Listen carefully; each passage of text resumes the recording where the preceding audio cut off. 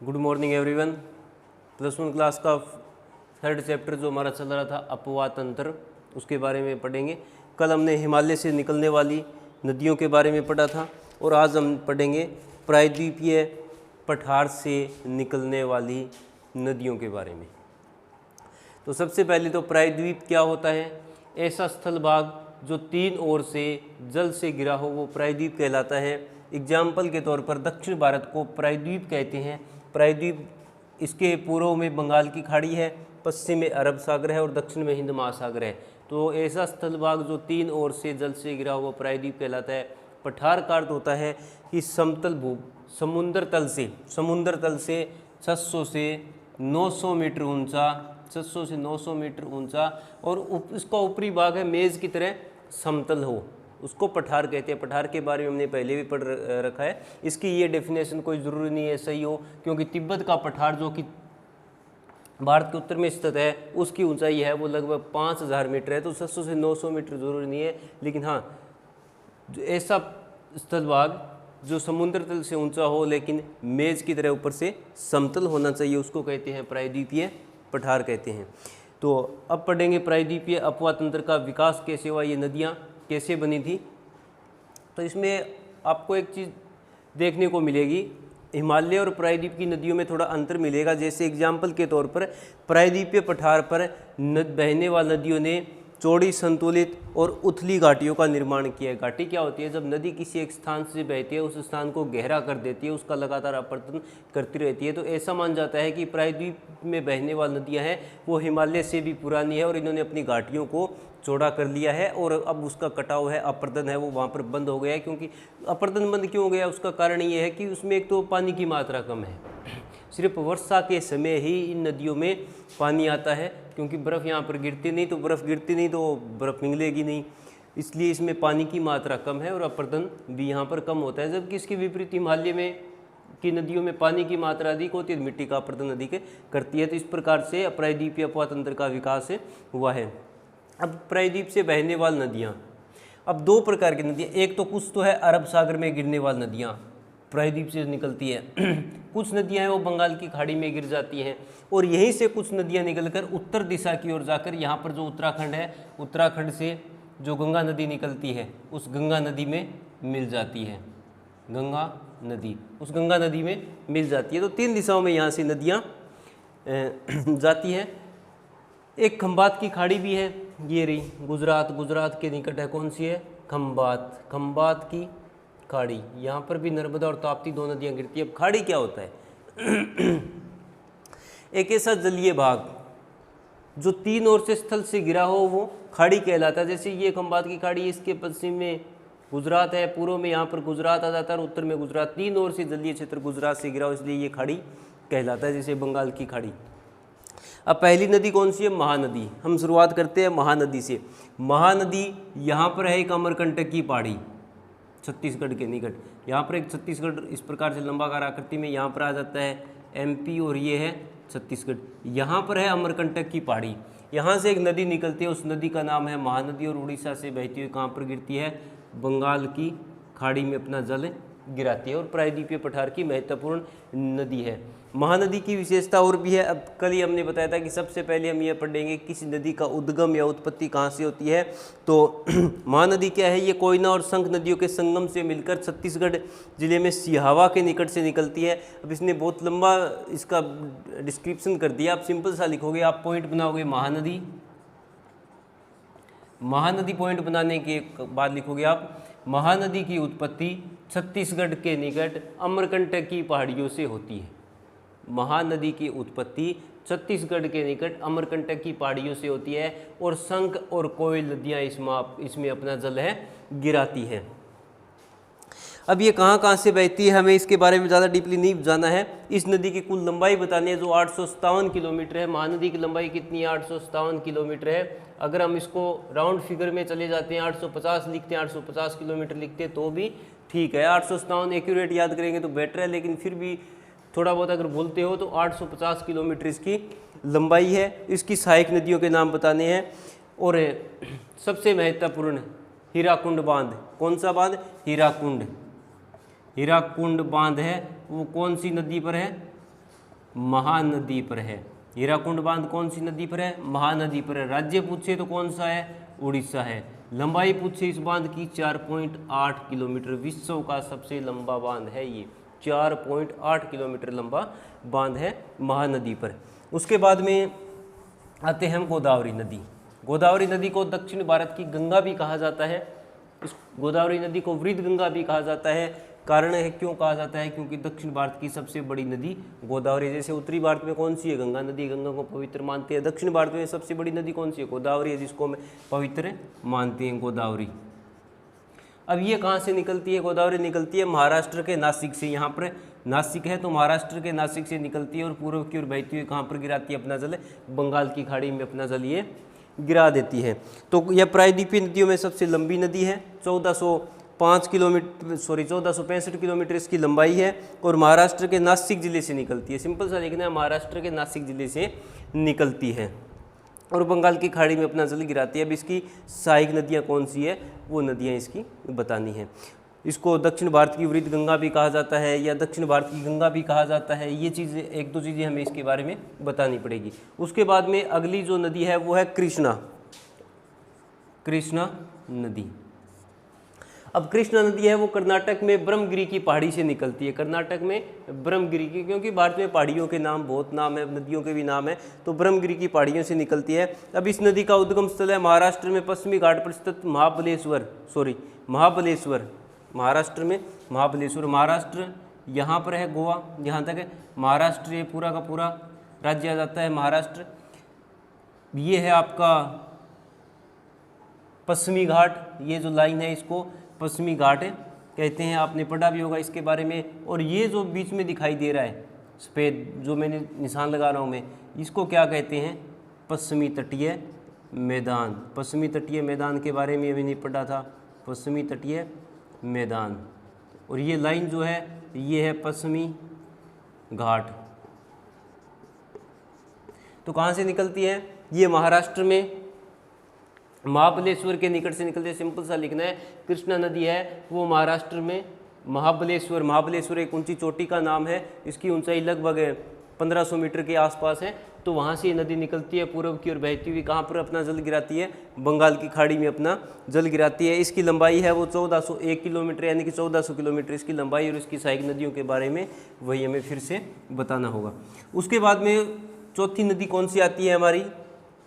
कावेरी नदी, कावेरी। अब मैंने आपको ब्रह्मगिरी की पहाड़ी बताया था, वो गलती से बता दिया था। कावेरी नदी निकलती कहाँ से निकलती है? कर्नाटक में। यहाँ पर कर्नाटक में ब्रह्मगिरी की पहाड़ियाँ हैं, वहाँ से कावेरी नदी निकलती है और पूर्व की ओर बहती हुई कर्नाटक तमिलनाडु से बहती हुई कहाँ पर अपना जल गिराती है? बंगाल की खाड़ी में अपना जल गिराती है। तो कावेरी दक्षिण भारत की एक बहुत ही महत्वपूर्ण नदी है। ये कर्नाटक में स्थित ब्रह्मगिरी की पहाड़ी से निकलती है, पूर्व की ओर बहती हुई ये बंगाल की खाड़ी में अपना जल गिराती है। इस नदी की लंबाई लगभग 800 किलोमीटर के आसपास है, या इस नदी की लंबाई है वो 800 किलोमीटर है। कावेरी नदी को भी दक्षिण भारत की गंगा कहा जाता है।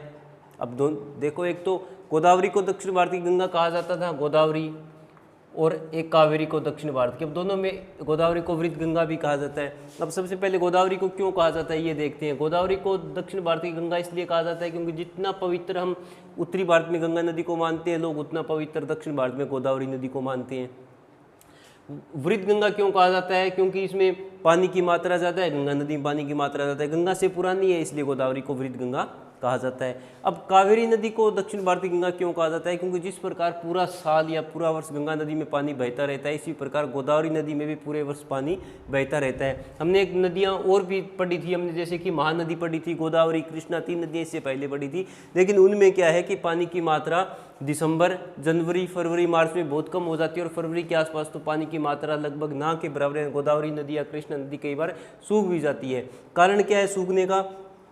क्योंकि वहाँ पर सर्दियों में बर्फ़ नहीं गिरती, तो वर्षा है, वर्षा तो 4 से 5 महीने होती है। वर्षा के समय नदियाँ उफान पर होती है। हमारी बुक में एक नदी प्रवृत्ति एक ऐसा टॉपिक है, हाँ, नदी बहाव की प्रवृत्तियाँ, उसमें आप देखना कि इस प्रकार से आपको एक लाइन मिलेगी। उसके बाद में यहाँ पर जनवरी, फरवरी, मार्च इस प्रकार से महीने मिलेंगे। फिर आपको ये दिखाया जाएगा जैसे गोदावरी नदी है इस प्रकार से, तो इसमें पानी की मात्रा बहुत कम है, लेकिन अचानक से जैसे ही मई के आसपास में अचानक से पानी उतना ऊपर उठ जाता है, यानी कि मई के बाद में अचानक पानी मई, जून, जुलाई के आसपास, अगस्त तक इसमें पानी की मात्रा ज़्यादा रहे, फिर धीरे धीरे एकदम से पानी कम आ जाता है और फिर बिल्कुल लाइन के निकट आ जाता है। इसका कारण ये होता है क्योंकि ये जो 3 से 4 महीने इसमें पानी की मात्रा अधिक रहती है नदियों में, अन्यथा पानी की मात्रा बहुत कम हो जाती है। जबकि एकमात्र कावेरी नदी ऐसी नदी है जिसमें पूरे वर्ष पानी की मात्रा बनी रहती है। कारण क्या होता है, कावेरी को पानी कहाँ से मिलता है, कर्नाटक से। अब सबसे पहले मानसून 1 जून को केरल और कर्नाटक के में 1 जून को केरल और कर्नाटक में मानसून आता है। और कब तक मानसून रहता है, दिसंबर तक। यहाँ से वापस लौटते वर्षा कब तक होती है, दिसंबर तक वर्षा होती है। लेकिन दिसंबर से फिर अप्रैल, मई तक हवाएं हैं वो इस प्रकार से चलती है। अब इस प्रकार से चलती है तो आते समय बंगाल की खाड़ी से वो जल को ग्रहण कर लेती है और यहाँ पर वर्षा करती है। आपने कभी देखा होगा कि चेन्नई जो कि तमिलनाडु की राजधानी है, वहाँ पर नवंबर, दिसंबर, जनवरी में बाढ़ आती है, क्योंकि ये हवाएं हैं बंगाल की खाड़ी से पानी को उठाकर यहाँ पर वर्षा करती रहती है। तो यहाँ पर वर्षा करती है तो पानी है वो कावेरी नदी में बहता रहता है। तो मानसून, इससे दक्षिण पश्चिमी मानसून से गर्मियों के समय भी इसको पानी की प्राप्ति होती रहती है, सर्दियों के समय वर्षा से भी कावेरी नदी को पानी की प्राप्ति होती रहती है, इसलिए इसको दक्षिण भारतीय गंगा कहा जाता है। उसके बाद में बरवाणी और स्वर्णरेखा, ये उड़ीसा में बहने वाली नदियाँ जो कि छोटी छोटी नदियाँ हैं। ये नदियाँ गंगा और महानदी के बीच का कुछ जल बहाकर बंगाल की खाड़ी में, यानी कि यहाँ पर जो आपको महानदी एक बताई थी, यहाँ से निकलती है महानदी और ये गंगा, इस दोनों के बीच का जो कुछ जल है बहाकर ये बंगाल की खाड़ी में अपना जल गिराती रहती है। अब है अरब सागर में गिरने वाली कुछ नदियाँ, और बहुत ही महत्वपूर्ण नदी है अरब सागर में। 2 नदियों की अगर बात करें हम तो एक तो है नर्मदा और ताप्ती। अब अरब सागर में गिरने नर्मदा है। नर्मदा कहाँ से निकलती है, मैंने आपको अमरकंटक का नाम दिया था। अमरकंटक से 3 नदियाँ निकलती है। एक तो महानदी तो पूर्व की ओर चली जाती है महानदी, उत्तर की ओर सोन नदी चली जाती है जो कि गंगा में मिलती है, और पश्चिम की ओर कौन सी नदी जाती है, नर्मदा नदी है वो पश्चिम की ओर चली जाती है। तो नर्मदा नदी है वो अमरकंटक की पहाड़ियों से निकलकर खंबात की खाड़ी में अपना जल गिराती है।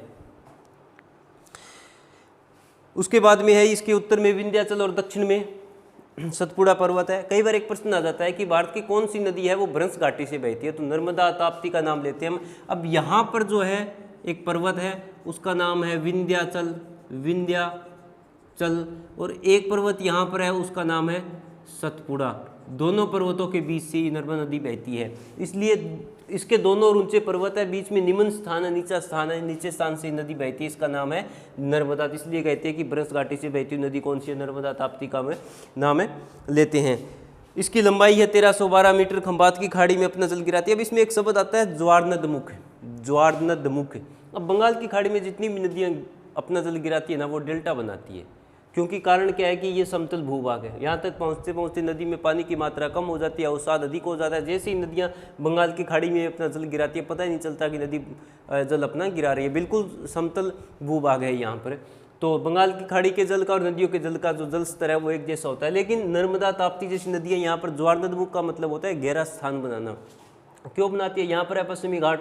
अब ये नदियाँ जैसे ही इसको पार करती है तो पानी की गति बहुत अधिक हो जाती है, और यहाँ पर खंबात की खाड़ी अपना जल गिराती है तो समुद्र के अंदर भी चट्टानें होती है, उन चट्टानों को काटती है और गहरा स्थान बना लेती है। इसलिए कहते हैं इसको एस्चुचरी भी बोलते हैं, ज्वारनदमुख भी बोलते हैं। तो जब नर्मदा नदी खंबात की खाड़ी में अपना जल गिराती है तो वहाँ पर एक गहरा स्थान बना लेती है, उसको ज्वारनदमुख कहती है। और इसकी लंबाई इतनी अधिक होगी, 27 किलोमीटर तक इसकी लंबाई होगी, क्योंकि लगातार ये खंबात की खाड़ी के अंदर की जो चट्टान है उसका अपर्दन कर रही है।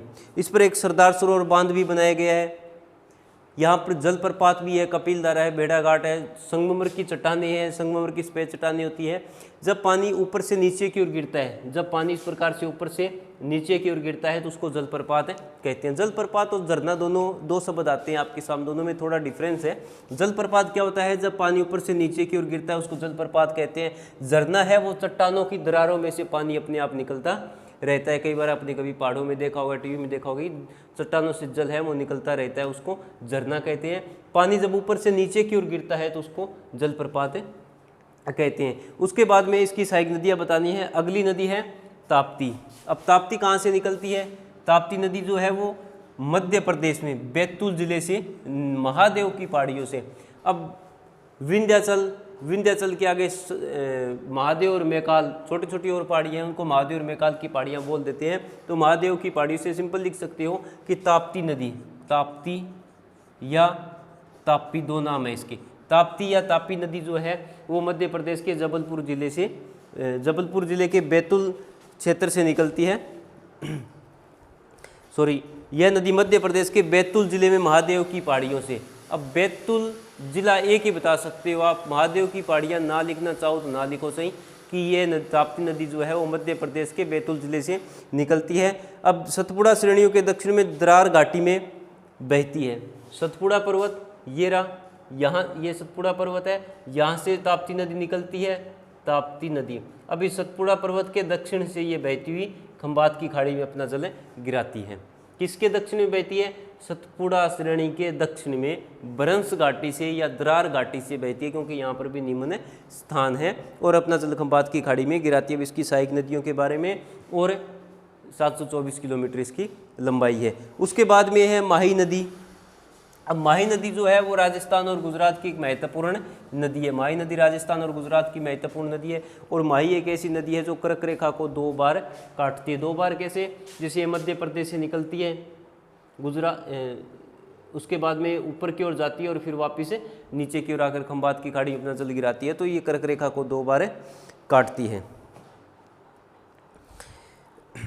उदयपुर की जयसमंद झील से निकलती है। मध्य प्रदेश, राजस्थान, गुजरात में ये अपवहन करती है। अपवहन का मतलब ये नहीं बताना है कि कहाँ से ये बहती है, हमें ये बताना है कि नदी कहाँ से निकलती है और कहाँ पर जाकर खंबात की खाड़ी में अपना जल गिराती है। साबरमती नदी है, आप पढ़ना चाहो तो पढ़ सकते हो, छोड़ना चाहो तो छोड़ सकते हो, कोई ज़रूर इंपॉर्टेंट नहीं है।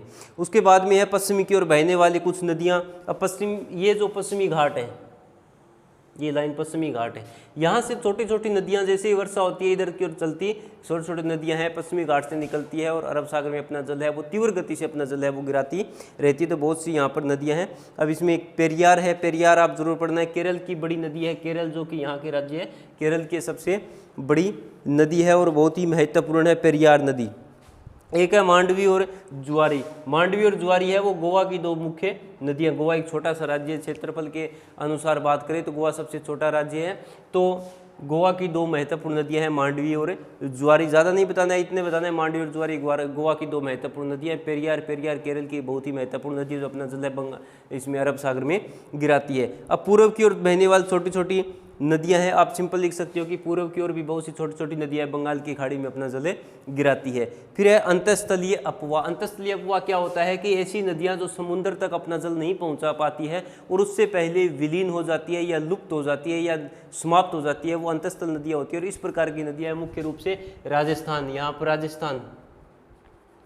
राजस्थान, गुजरात, यहाँ पर रेगिस्तान है, रेगिस्तान में छोटी छोटी पहाड़ियाँ, उन पहाड़ियों से नदियाँ निकलती है। वर्षा के समय होती है, वर्षा के समय यहाँ से नदियाँ निकलती है और रेगिस्तान में ही छोटी छोटी झीलों में अपना जल गिराती है। या फिर ये क्षेत्र जो है लद्दाख, जिस पर चीन के साथ आजकल ज़्यादा तनातनी चल रही है, तो लद्दाख, जम्मू कश्मीर, यहाँ की नदियाँ हैं, पर्वतों से निकलती है और उनके आसपास जो झील होती है उसमें अपना जल है वो गिरा देती है। तो ये अंतस्थलीय नदियाँ होती है। राजस्थान की लूनी है, माई है, साबरमती है नदियों। राजस्थान की लूनी है वो कहाँ तक जाती है? कच्छ के रण तक जाती है यहाँ पर। उसके बाद में माई खंबात की खाड़ी में और साबरमती खंबात की खाड़ी में गिरती है। इसके अलावा जितनी भी यहाँ पर नदियाँ हैं वो समुद्र तक नहीं पहुँच पाती है। नदी भाव की प्रवृत्ति आपको नहीं करना है। नदी जल उपयोग की सीमा है, आपको ये भी नहीं करना है। उसके बाद में आपके जो एक महत्वपूर्ण भौगोलिक शब्द है, हाँ ये ज़रूर एक बार आप पढ़ लेना। अब इसमें कुछ एक शब्द है जो आपको बता ही देता हूँ। अपवाह तंत्र के बारे में तो आपने पढ़ लिया कि अपवाह तंत्र क्या होता है। हम शुरू में जब इसका परिचय कर रहे थे तो अपवाह तंत्र, जल संबर, अपवाह, सरिता, ये सारी चीज़ें हमारे सामने आई थी। तो अपवाह तंत्र क्या होता है? एक स्थान विशेष पर अपवाह,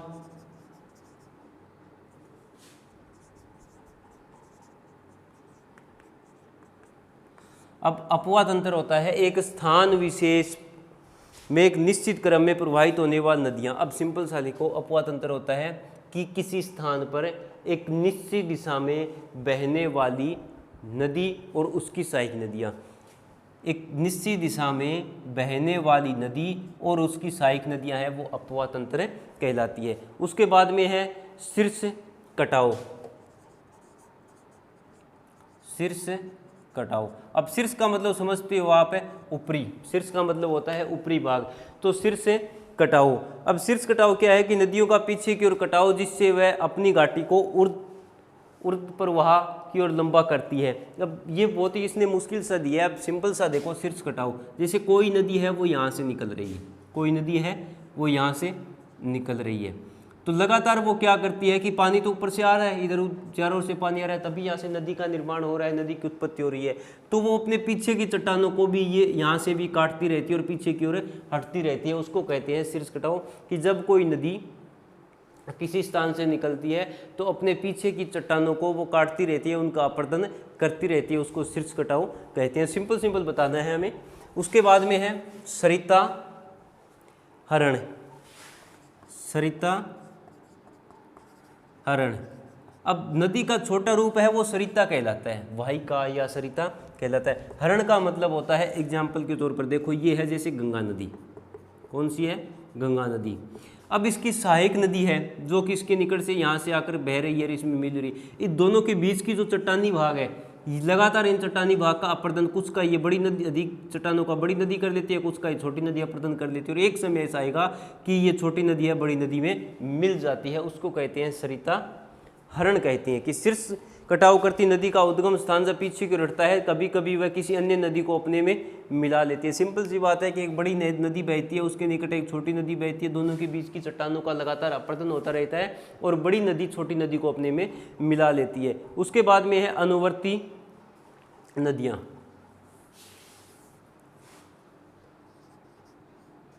अनुवर्ती नदियाँ, अनुवर्ती नदियाँ होती है जो ढाल के अनुसार अपना जल बहाती रहती है, अपना जल चलाती रहती है, उसको अनुवर्ती नदियाँ कहते हैं। इसने कहा है कि ऐसी नदियाँ जो जल विभाजक के समांतर या भूमि के मूल ढाल के अनुसार अपना जल है वो बहाती रहती है, उसको अनुवर्ती नदियाँ कहती है। अब पानी हमेशा ही जो है वो ढाल के अनुसार चलता है, लेकिन कुछ पूर्ववर्ती नदियाँ हैं उन्होंने अपना स्थान खुद बनाया है। कहते हैं, कई बार कहते हुए कि पानी अपना स्थान बना लेता है, लेकिन अधिकतर जो नदियां हैं वो ढाल के अनुसार, अनुवर्ती नदियां वे नदियां होती है, अनुवर्ती नदियां वे नदियां होती है जो ढाल के अनुसार समांतर बहती रहती है, ढाल के अनुसार समानांतर बहती रहती है। एक शब्द आया था पूर्ववर्ती नदी, पूर्ववर्ती नदियाँ, मैंने कल भी आपको बताया था कि पूर्ववर्ती नदियाँ की ऐसी नदियाँ जो बहुत पुरानी है, और मुख्य रूप से हिमालय में इस प्रकार की नदियां पाई जाती है कि ऐसी नदियां जो कि आयु में बहुत पुरानी है, और उत्थान के समय जब किसी स्थान का स्थान ऊपर उठता है तो उसको उत्थान कहते हैं, जब कोई स्थान ऊपर उठता है उसको उत्थान कहते हैं। उत्थान के समय से पहले ही वो बहती थी, उत्थान के समय उन्होंने चट्टानों को काटकर अपना रास्ता खुद बनाया है, उसको कहते हैं पूर्ववर्ती नदियाँ कहते हैं। अब एक शब्द और है इसमें, ज्वार नदमुख, आपने पहले ही बता दिया था मैंने कि जब ज्वार नदमुख क्या होता है, नदी का ज्वार में मिलने वाला हिस्सा जिसमें ताज़ा और लवणयुक्त जल पानी में मिलता है, ज्वार नदमुख।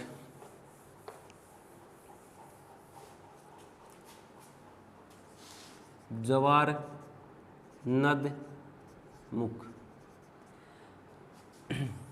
कोई भी नदी, जैसे यहाँ पर है नर्मदा नदी, नर्मदा नदी, नर्मदा नदी है, अपना जल है वो खंबात की खाड़ी में गिरा रही है। कहाँ पर, खंबात की खाड़ी में अपना जल गिराती है, तो पानी ऊपर से नीचे की ओर आता है। तो इस नदी का मीठा पानी, नदी का पानी मीठा होता है, नदी का मीठा पानी समुद्र के खारे पानी से मिलता है, लवण युक्त जल से मिलता है, और वहाँ पर एक गहरा स्थान बन जाता है, उसको कहते हैं ज्वार नद मुख कहते हैं, ज्वार नदमुख एसुसरी कहते हैं। तो ये आपके जो कुछ एक महत्वपूर्ण शब्द थे। उसके बाद में हम क्वेश्चन की बात करें तो मल्टीपल चॉइस क्वेश्चन है या फिर ऑब्जेक्टिव टाइप है, आसान है, सभी के सभी इसी लेसन से आए हैं। एक भी क्वेश्चन ऐसा, अगर आपने अच्छी तरह से चैप्टर पढ़ लिया है, याद कर लिया है, तो एक भी क्वेश्चन ऐसा नहीं है जो चैप्टर से आपको बाहर मिलेगा।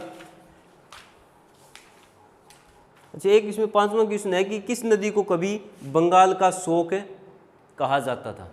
दामोदर नदी को, दामोदर नदी को पश्चिम बंगाल का शोक कहा जाता है, जैसे कि कोसी नदी को बिहार का शोक कहा जाता है, अब तो कोसी नदी पर बांध बना लिए गए हैं, उसके पानी को रोक लिया गया है। दामोदर नदी पर भी ये हालात थे, हर वर्ष पश्चिम बंगाल में बाढ़ लाती थी, लेकिन दामोदर नदी पर फिर 5 बांध बना दिए गए, पंचेतिल है, दामोदर है, तो इस प्रकार से 5 बांध बनाकर उसके पानी को रोक लिया गया और अब वह नदी बंगाल का शोक नहीं कहलाती, लेकिन उसको कहा जाता था। उसके बाद में निम्नलिखित अंतर स्पष्ट कीजिए। जल संभर और नदी द्रोणी में अंतर हम पहले पढ़ कर आए हैं। जल संभर नदी द्रोणी क्या होता है। वृक्षाकार और जालीनुमा अपवा प्रतिरूप उस कॉलम में हमने पढ़ा है, जिसमें अर्य प्रतिरूप था, अभिकेंद्रीय था, वृक्षाकार या धूमाकर्तिक, वृक्षाकार या धूमाकर्तिक। फिर अपकेंद्रीय और अभिकेंद्रीय। अपवा प्रतिरूप, अभी का मतलब क्या होता है, अभिकेंद्रीय। अभिकेंद्रीय होता है कि चारों ओर से नदियां आकर एक झील में अपना जल गिरा रही है, वो तो हो गया अभिकेंद्रीय। अपकेंद्रीय की बात करें, अपकेंद्रीय होता है, आपने अर्य प्रतिरूप पढ़ा होगा कि एक पर्वत है, उससे चारों ओर नदियां हैं, वो बाहर की ओर जा रही है, वो होता है अपकेंद्रीय। तो अभिकेंद्रीय और अपकेंद्रीय है वो एक दूसरे के विपरीत है। डेल्टा और ज्वार नदमुख। डेल्टा जब नदी समुद्र में अपना जल गिराती है, जब नदी समुद्र में अपना जल गिराती है तो वहाँ पर बारीक महीन मिट्टी को जमा करती रहती है, जिससे एक नई भूमि का निर्माण होता है, उसको डेल्टा कहते हैं। बंगाल की खाड़ी में गिरने वाली सभी नदियां हैं वो डेल्टा का निर्माण करती है। अब बात आती है ज्वार नदमुख की, कि जब अरब सागर में गिरने वाली नदियां हैं वो ज्वार नदमुख बनाती है, क्योंकि वो पश्चिमी घाट से निकलते ही पानी की गति बहुत अधिक होती है और खंबात की खाड़ी या अरब सागर की चट्टानों को काटती रहती है और वहाँ पर गहरा स्थान बना लेती है। जल संभर और नदी द्रोणी सारा सारा इसमें आपको आंसर मिल जाएंगे। उसके बाद में प्रायद्वीपीय नदियों के 3 लक्षण सारे के आंसर दिए गए हैं शॉर्ट में जो है। उसके बाद में जो दीर्घ उत्तरीय है या लॉन्ग है, उसमें हम देखते हैं कि उत्तर भारतीय नदियों की महत्वपूर्ण विशेषता क्या है। अब इसमें कॉलम बताया गया है कि प्रायद्वीपीय नदियों से क्या हिमालय पर्वत और प्रायद्वीप से बहने वाली नदियों में जो अंतर है दोनों में, वो अंतर इसमें बताना है। हिमालय से निकलने वाली नदियों तथा प्रायद्वीप की नदियों का वर्णन कीजिए, अथवा या तो हिमालय से जितनी भी नदियां हैं, सिंधु नदी तंत्र, गंगा नदी तंत्र और ब्रह्मपुत्र, तीनों नदी तंत्रों का वर्णन कीजिए, या फिर प्रायद्वीप से जितनी भी नदियाँ निकलती है, चाहे महानदी है, गोदावरी, कृष्णा, कावेरी, नर्मदा, ताप्ती, पेरियार, या हमने जो भी की है उसमें माही, इन नदियों का आप वर्णन कीजिए। दोनों में से एक। भारत के प्रायद्वीपीय नदी तंत्र की व्याख्या कीजिए। दूसरे और तीसरे प्रश्न में कोई अंतर नहीं है। उसके बाद में देखो आप अथवा में दे रखा है, बंगाल की खाड़ी में गिरने वाली नदियों और अरब सागर दोनों में से। बंगाल की खाड़ी में यानी कि पूर्व की ओर जो नदियाँ गिरती है, जितनी भी नदियाँ हैं, अब इसमें गंगा नदी भी आएगा, ब्रह्मपुत्र नदी भी है, महानदी है, गोदावरी है, कृष्णा है, कावेरी, नदियां बंगाल की खाड़ी में गिरती है। अगर अरब सागर में गिरने वाली नदियों का वर्णन करेंगे तो उसमें सिंधु नदी तंत्र, अरब सागर में गिरने वाली नदियों के बारे में बताना पड़ेगा। माई नदी है, नर्मदा है, ताप्ती है, पेरियार है, मांडवी है, जुआरी है, ये पश्चिम की ओर बहने वाली नदी अरब सागर में गिरने वाली नदियाँ हैं। फिर हिमालय की नदियों की उत्पत्ति इंडो बर्मा नदी सिद्धांत की व्याख्या हमने पहले की थी। मैंने आपको कल बताया भी था कि असम से लेकर पश्चिम तक नदी बहती थी, जिसको इंडो बर्मा नदी कहते थे। हिमालय का उत्थान हुआ नदी है वो 3 भागों में टूट गई, जिसको आज हम सिंधु नदी तंत्र, गंगा नदी तंत्र और ब्रह्मपुत्र नदी तंत्र के बारे में बात करते हैं। तो एक पूरे पैराग्राफ में ये दिया गया है। मान लीजिए आप हिमालय के गिरिपद के साथ साथ हरिद्वार से सिलीगुड़ी तक यात्रा करें। हरिद्वार आपको पता है उत्तराखंड में है और सिलीगुड़ी है वो असम में, वहाँ तक। तो इस मार्ग में बहने वाली प्रमुख नदियों के नाम है बताने हैं। अब उत्तराखंड से हम चलेंगे, हरिद्वार से चलेंगे तो उसके मार्ग में गंगा नदी आएगी, रामगंगा आएगी, शारदा आएगी, गंडक आएगी, कोसी है, सरयू है, घाघरा है, अनेक नदियाँ इसके बीच में आती है और गंगा सबसे महत्वपूर्ण है। और गंगा नदी के बारे में हम कहाँ से निकलती है, कौन कौन सी सहायक नदियाँ हैं, ये सारा सारा इसमें बताना है, जो हमने पहले भी पढ़ा है। तो सिंपल है, कोई मुश्किल है नहीं। एक बार आप चैप्टर को अच्छे से पढ़ते हो, लर्न करते हो, तो उसके बाद में जितने भी क्वेश्चन हैं पीछे, चाहे आपके वेरी शॉर्ट है, ऑब्जेक्टिव टाइप है, शॉर्ट है, मल्टीपल चॉइस है, लॉन्ग है, सारे के सारे क्वेश्चन हमें चैप्टर से मिल जाते हैं। बहुत ही आसान लेसन है। एक चीज़ और है, इसमें सब्जेक्ट की तरह ना देखो चाहिए, लेकिन फिर भी हमारे इसमें जर्नल नॉलेज या जीके बढ़ती है। हमें पता होना चाहिए कि हमारे देश में कौन कौन सी महत्वपूर्ण नदियाँ हैं, उसकी विशेषता क्या है, क्योंकि भारत को नदियों का देश भी कहा जाता है। ऐसा माना जाता है कि भारत में छोटी बड़ी अगर सारी कुल मिलाकर देखें तो कुछ किताबें तो ये बोलती है कि 10,000 से अधिक नदियाँ हैं, लेकिन अधिकतर किताबें ये बताती है कि, या किताबों में लिखा हुआ मिलता है कि 4,000 से अधिक भारत में नदियाँ हैं। फिर भी भारत में पानी की समस्या, इसका कारण है कि भारत की नदियों का जल है वो समुद्र में बह जाता है। तो हमें ये चैप्टर करना है। उसके बाद में कौन कौन सी क्वेश्चन लिखने हैं वो आपको बता दी जाएंगे। सबसे बड़ी समस्या या प्रॉब्लम ये है कि आपका होमवर्क नहीं पहुंच रहा है या होमवर्क आपका वापस नहीं आ रहा है। अगर कोई दिक्कत है तो आप बताइए कि यहाँ पर ये दिक्कत आ रही है, यहाँ पर ये समझ नहीं आ रहा है, ताकि आपको भी समझाया जा सके या कुछ सुधार किया जा सके। लेकिन सभी स्टूडेंट है वो होमवर्क ज़रूर कंप्लीट करें और जिस भी सब्जेक्ट है आपके, जो भी आपके पास सब्जेक्ट है उस सब्जेक्ट टीचर को सेंड करें, ताकि टीचर्स को भी पता चले कि कौन कौन से बच्चे हैं वो स्टडी कर रहे हैं, पढ़ रहे हैं।